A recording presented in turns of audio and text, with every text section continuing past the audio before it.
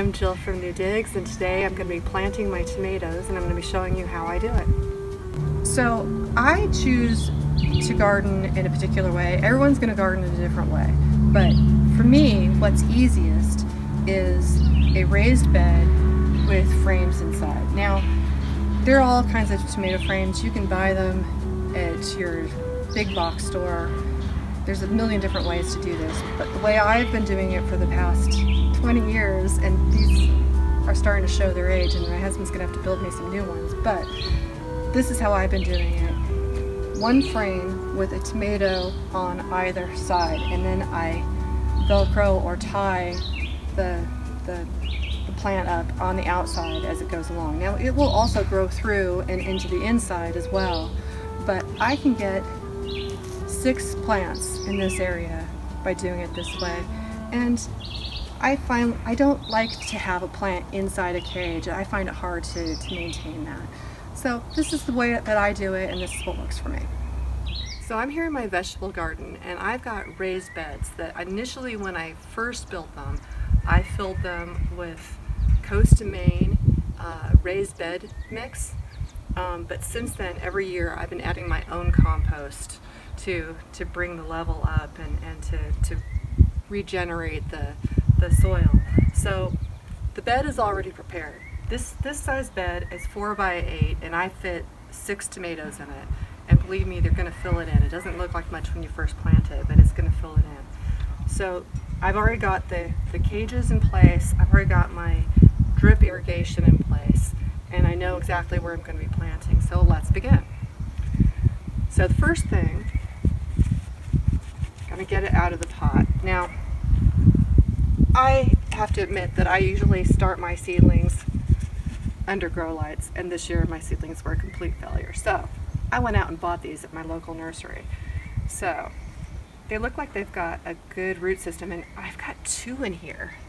So I'm going to separate them out. And the first thing I'm going to say is I'm going to take away all the little lower, first I'm going to take off the gloves because they're in the way. I'm going to take off all the lower branches. And the reason I'm going to do this is I'm going to plant this very deeply. The thing about tomatoes is they will make new roots all along the stem if you plant it deeply. So how deep you plant it is sort of up to you, but I'm going to plant this half in the ground, and it's going to look like nothing, but it's going to be great.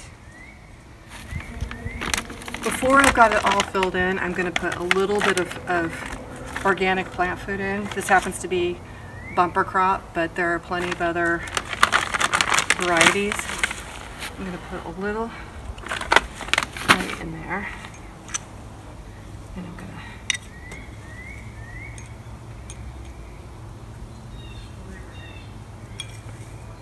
to see, now my plant's about half the size it had been. But that's okay, because what's going to be happening is it's going to be making a huge root system under there, and that's going to be like a really powerful engine that's going to make the whole thing grow. So this is called a wall of water, and what it is basically a sleeve of plastic with channels in it, and that you fill the channels up with water, and it becomes a little greenhouse that encircles your plant. And that keeps it nice and toasty at night because it absorbs all the solar energy during the day and gives it off during the evening. So your tomato plants, which are solanaceous, they're really heat-loving plants, will for the first couple of weeks really have a lot of protection in the evening. So let me show you how we do this. So the trick with the wall of water is getting it filled, and I'm going to give you the secret. The secret is, first you put a 5-gallon bucket over your plant, carefully, and then you slide the wall of water with openings up over that, and then you start to fill it. It's so much easier if you've got the bucket sort of holding it up.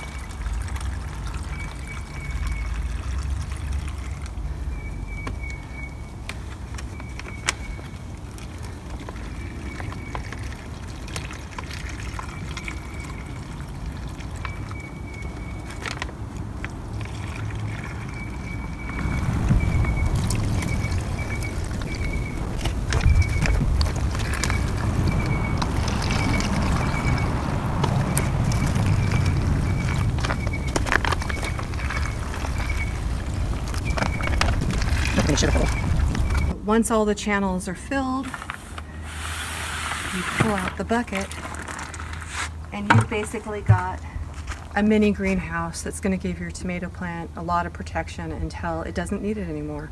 And as the plant starts to grow, it's going to start getting taller. You're going to squeeze out some of this water and it will sit a little bit more open. And bit by bit, it'll sit more and more open as there's less water and less need for that extra heat until the plant starts to come out the top. And then you don't need it anymore. And then you can just squeeze out all the water, let the wall of water dry off, and use them again next year. I've had these for 3 years and they're good as new. I'd like to introduce you to Agatha. She's one of my 4 hens.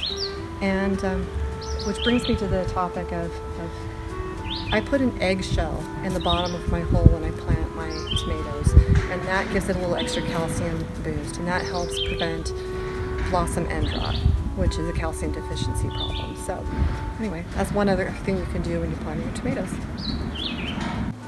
Yes, my garden does look a little like something out of Doctor Who, but that's only for a couple of weeks.